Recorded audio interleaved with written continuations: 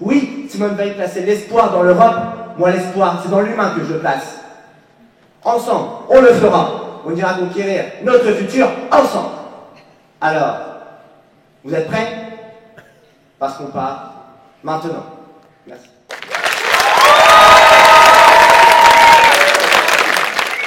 Bonjour les amis, bienvenue sur Onis TV pour un moment de délice, mais un moment de grand délice.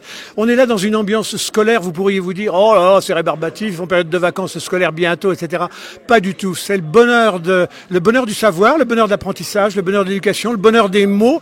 Et les mots, quand on les maîtrise, soudain, nos vies se transforment. On est tellement plus à l'aise dans la vie quand on sait parler. Regardez le nombre de gens qui sont en panne, qui se disent « Si j'avais pu travailler à l'école, si j'avais pu aligner des mots, fabriquer des phrases, convaincre, émouvoir, comme la vie serait allée mieux. » Eh bien, c'est à cet exercice que se sont adonnés les élèves du lycée Fénelon, là où nous nous trouvons aujourd'hui, puisque c'est son deuxième concours d'éloquence. Ça fait un peu désuet vieillot, concours d'éloquence, mais pas du tout. Quand il s'agit d'essayer de se rendre compréhensible aux yeux des autres, aux oreilles des autres, avec la qualité qu'on a du vocabulaire qu'il faut qu'on ait, eh ben, tout de suite, ça va mieux.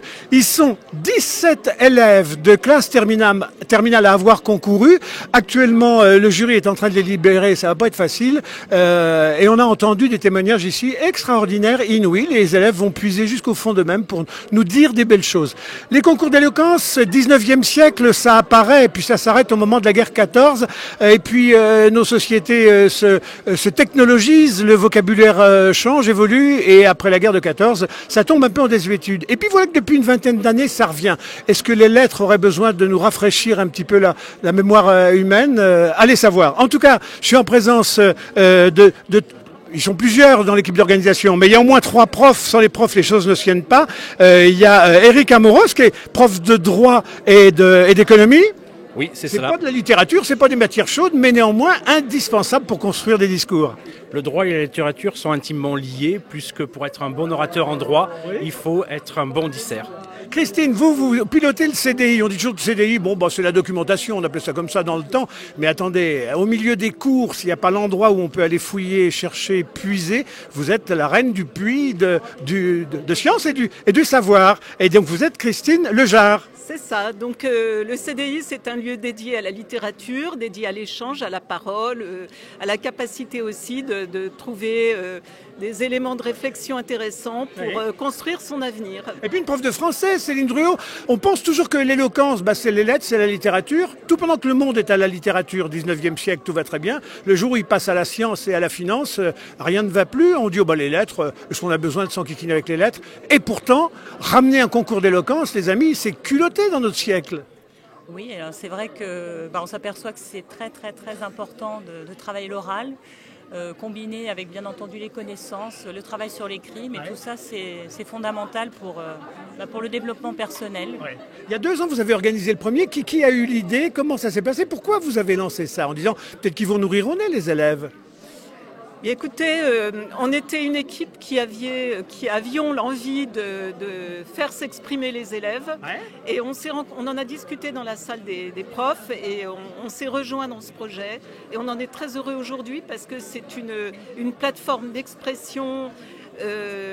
Et les élèves vont vraiment au fond des choses. C'est pour eux une manière de s'exprimer qui est très importante et qui leur permet de développer leur confiance en eux et de pouvoir s'exprimer en liberté devant les autres, devant leurs camarades. Vous avez mis la barre très haut puisque vous avez choisi un thème qui est quasi un thème de philo. Mais en même temps, quand on le regarde dans le détail, on dit non, ça parle des choses de la vie de tous les jours.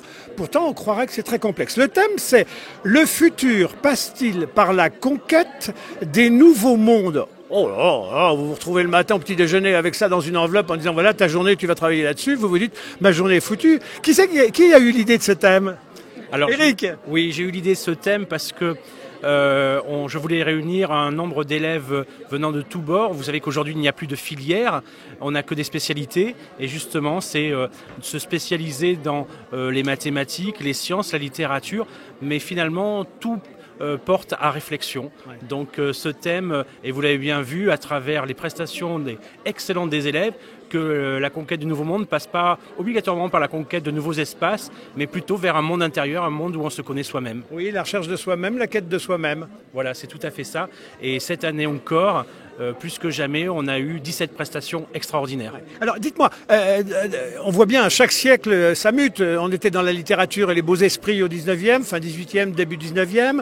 20e, la science arrive, les mathématiques. Moi je me souviens, je suis d'une génération, je finissais les dernières vagues littéraires parce que les matheux poussaient derrière en disant l'avenir c'est les maths, donc cassez-vous les littéraires de là. Et puis arrive l'informatique, arrivent les sciences du futur. Il y a encore de la place pour la littérature. Ah, mais heureusement qu'il y a de la place pour la littérature plus que jamais. Ouais. On s'aperçoit que c'est fondamental justement pour être bien dans sa vie. Il faut aussi travailler les humanités, hein, comme les anciens grecs et romains le préconisaient. Il faut de tout. Ouais. Au jour d'aujourd'hui, parler, s'expliquer, convaincre, ça passe beaucoup par des onomatopées, par des comment dirais-je, des mots raccourcis parce qu'on fait du texto plus qu'autre chose. Il y a des gens qui disent c'est bon, ça les remet à écrire. D'autres disaient oui, mais c'est bourré de fautes. Ils font que de la phonétique. Vous en pensez quoi, vous, de ça? Ça fait progresser ou ça fait pas progresser toutes ces techniques de communication? Ce sont des progrès indéniables, ça facilite beaucoup les choses, mais ça n'empêche pas de travailler la langue, de s'intéresser aux beaux textes et d'essayer de s'exprimer le mieux possible, le plus justement possible, voilà, au mot près, on va dire ça comme ça. Le manque de vocabulaire, ça handicape des gens dans la vie. On a vu des élèves formés dans les écoles de Compiègne à l'époque quand il fallait créer de l'excellence ingénieur en France, qui étaient tellement formés techniquement, pointus techniquement, qu'ils en avaient oublié de savoir parler français et ils ne savaient même pas manager des relations humaines. Donc on ne pourra jamais faire sans les mots, sans le vocabulaire. Et non, on sera toujours obligé de travailler, mais c'est un plaisir aussi de jouer avec la langue, de s'amuser à trouver le mot juste, d'être au plus près de sa pensée. Pour bien communiquer, il faut savoir s'exprimer. Alors comment on fait quand on manque de vocabulaire? Soit parce qu'on est dans un milieu familial où ça cause pas, ça cause peu, soit parce qu'on est avec des copains, on fait sa vie sur 10 mots et puis c'est toujours les 10 mêmes qui viennent. On dit toujours c'est par la lecture. Oui, c'est toujours par la lecture. Il n'y aurait pas des moyens plus automatiques, robotiques, d'apprendre des mots comme ça, parce que s'il n'y a pas les mots, il n'y a pas les maillons de la chaîne.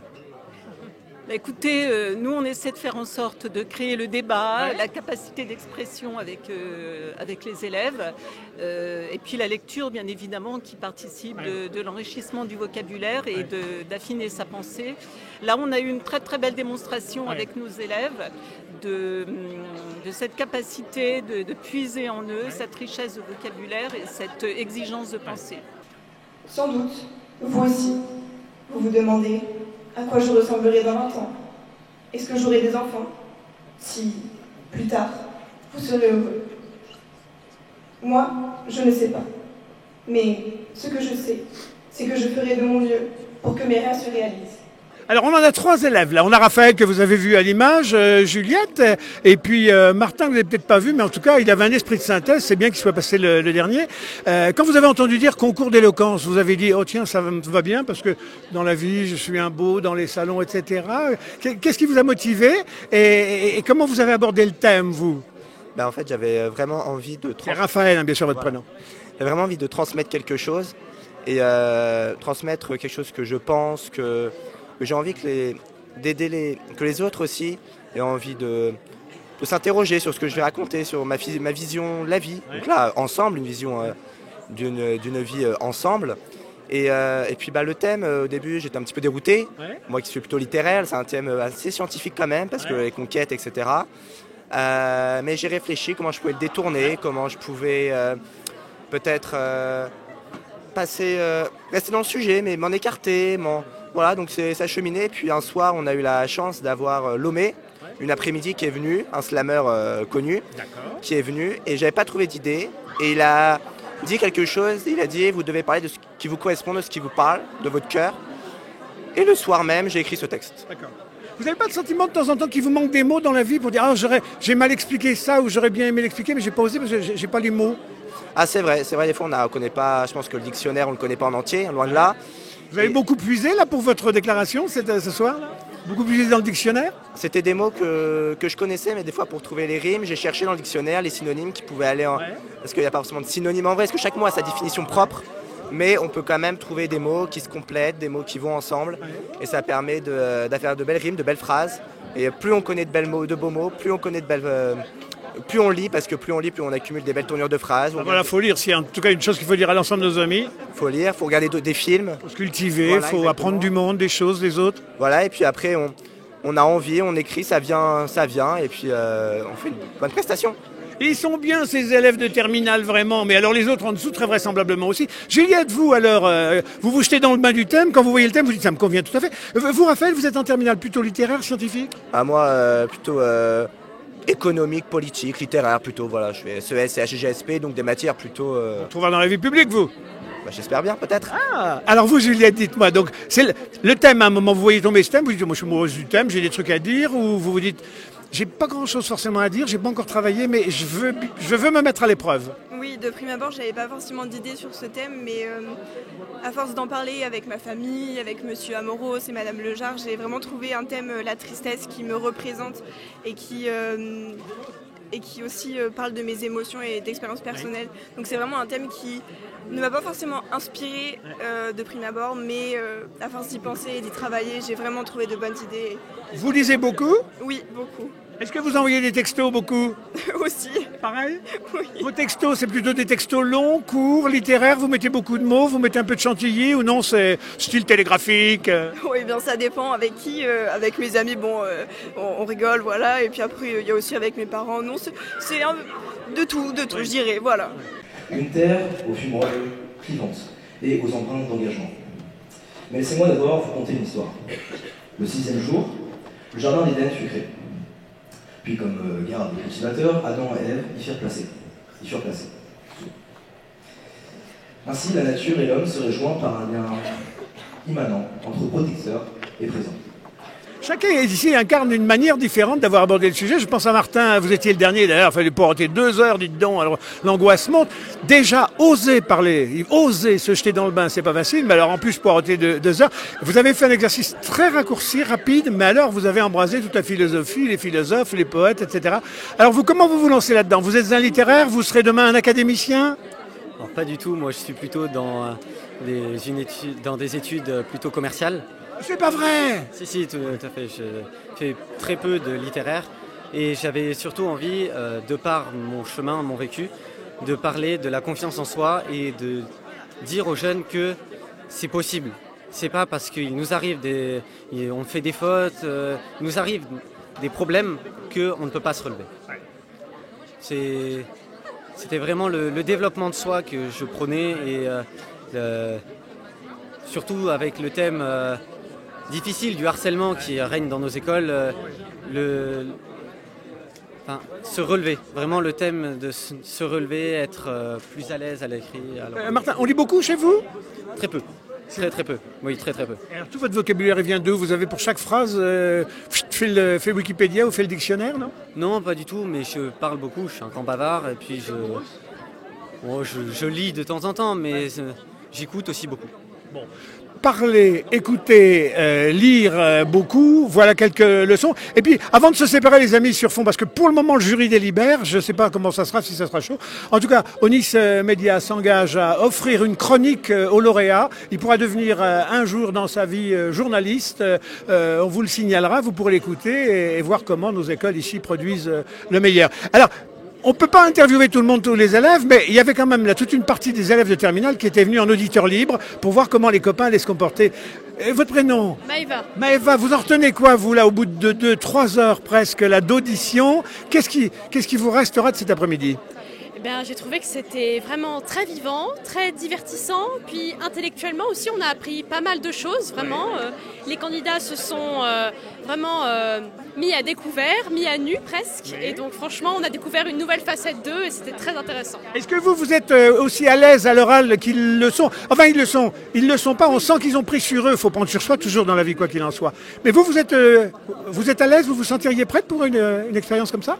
Je sais pas, après je suis à l'aise, je suis pas très timide, mais je sais pas si j'oserais franchir le cap de faire un concours. Vos copains, vos copines, là, pour ce que vous avez entendu circuler dans les rangs, ça les a convaincus là, cet exercice là? Oui, ça leur a beaucoup plu et voilà, ça leur a donné envie de s'exprimer eux aussi. Oui. Monsieur le directeur adjoint, cher monsieur Boucher, bon, dites-moi, un très beau rendez-vous là avec l'ensemble de vos terminales. Je vais vous mettre par là sur fond 2, comme ça, ils pourront se voir sur net. Un exercice comme celui-ci, pas simple. On peut aller à la catastrophe, c'est-à-dire pousser des jeunes à se mettre en scène sur des sujets importants avec peut-être pas tous les mots, pas tous personne à caler, tous ont dit des choses hyper intéressantes. Vous avez eu raison de faire ce concours d'éloquence. C'est important, la littérature, les phrases, les belles phrases, la manière de construire son esprit. C'est une manière de faire une formation pleine, c'est-à-dire pas uniquement centrée sur les apprentissages de connaissances, mais aussi de savoir s'exprimer. Et donc c'est une formation humaine complète. Donc leur donner confiance, faire que ils se lancent dans la vie étudiante avec un plein de confiance. Voilà, donc c'était l'objectif de cette journée. Je crois qu'il est atteint. Ils sont tous fiers à la fois de leurs copains, fiers de leurs prestations. Et voilà, ça crée aussi une bonne émulation au sein de l'équipe d'enseignants. Alors le moment fatidique est arrivé. On va enlever tout suspense. On va commencer par le prix des enseignants. Parce qu'ils ont beaucoup travaillé, ils ont beaucoup transpiré. Parce que ça a été dur. Mais il faut un classement. Alors sachez que les 17 concurrents auront des prix chacun, à la mesure de nos possibilités, de nos moyens, qui ont été assez sympas cette année. Le premier prix des enseignants est pour Zoélie.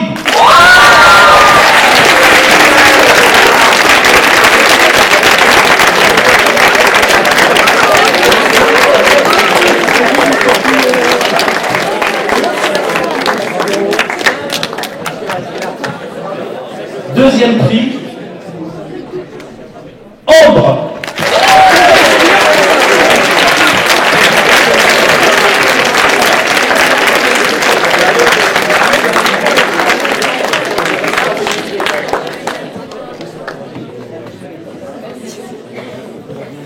Il n'y a pas de troisième prix, il y a deux troisièmes prix, deux ex-aequo, Maïwen et Raphaël.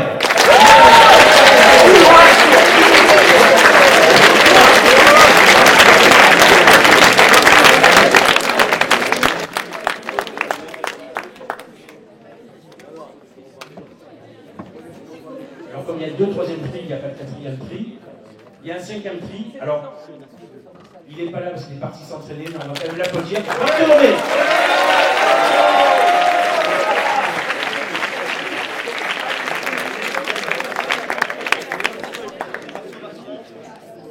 Et il y a deux sixièmes prix. Ils avaient un gros fan club tous les deux. Nathan et Paul.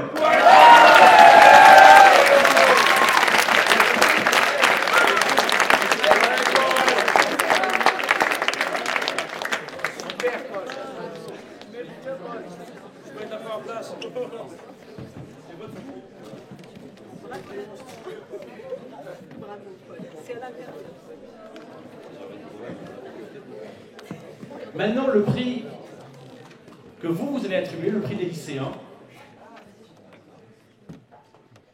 Le premier prix, c'est Arthur.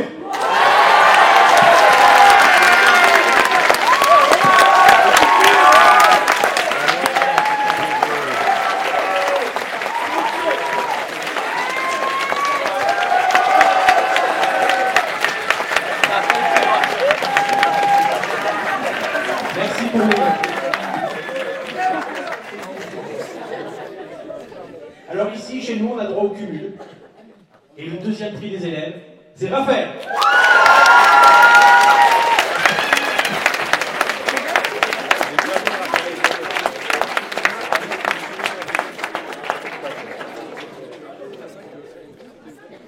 Quelle dictature. Encore un cumul. Troisième prix, Nathan.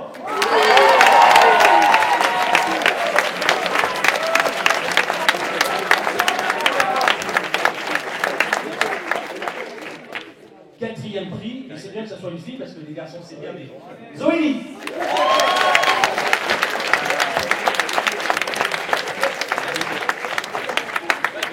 Cinquième prix, on va l'applaudir malgré son absence, Bartholomé.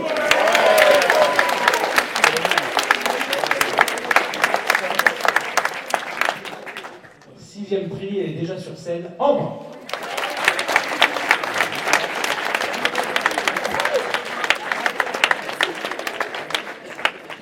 Septième prix, et c'est encore du cumul, c'est Paul.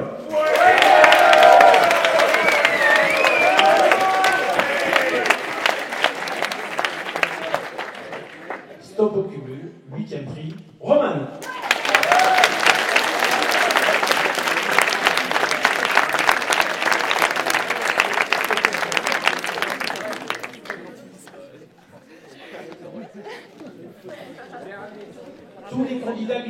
appelés, mais qui ont vraiment été formidables. Je vous le dis avec sincérité, avec mon cœur. Venez sur scène pour une petite photo tous ensemble.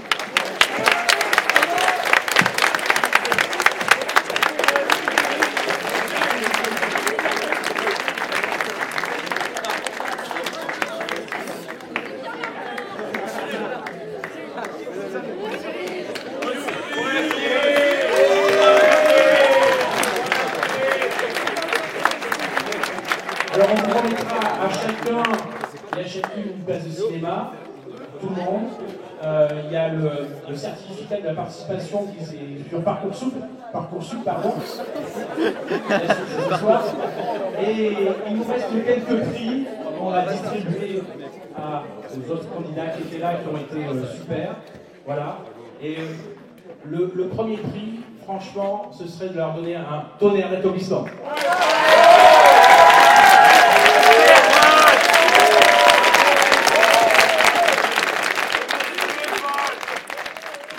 Depuis le lycée Fénelon qui lançait son deuxième concours d'éloquence, je rappelle, c'est apparu au 18e, début 19e siècle, ça avait disparu et ça revient. Parler, pas rester enfermé dans soi, prisonnier de soi, dans un monde qui fait que si on n'existe pas au regard des autres, on n'existe pas du tout et on est embarqué. Là, vous formez de beaux esprits là. Merci d'être venu, de porter de la considération pour les jeunes. Je crois qu'ils apprécient vraiment votre présence ici et les adultes aussi. L'objectif de cette journée, de ce concours, c'était de créer du lien entre eux et de se relier à des connaissances et à, je dirais, une connaissance des autres aussi. C'est ça qu'ils ont voulu souligner toute l'après-midi. En tout cas, ils ont des bonnes bouilles, ils sont heureux comme tout. Ils viennent de passer 3 heures à écouter causer les copains sur des thèmes de philosophie, mais en même temps, c'était la vie de tous les jours qu'ils nous ont raconté. Donc c'est un vrai bonheur. Voilà, nous on a pris une leçon de jouvence. Il y a des jours, on retournerait bien au lycée si c'était comme ça. Mais enfin, il y a passé de bons moments aussi. À vous aussi, je le souhaite. On se retrouve très bientôt, les amis, sur Onis TV. Et puis, restez à l'écoute. On donnera le nom du lauréat. Vous le retrouverez sur les ondes d'Onis parce qu'il aura une chronique. Voilà, il pourra faire du journalisme une fois pour voir. À très bientôt, les amis. Allez, au revoir Fénelon.